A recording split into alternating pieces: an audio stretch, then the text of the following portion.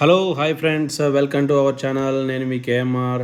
So friends, వీడియోలోకి వెళ్ళిపోయే ముందు చిన్న రిక్వెస్ట్, మన ఛానల్ అయితే సబ్స్క్రైబ్ చేసుకోండి. ఇవాళ ఒక మంచి ఈస్ట్ ఫేసింగ్ ప్లాట్ అయితే మీకు చూపిస్తాను.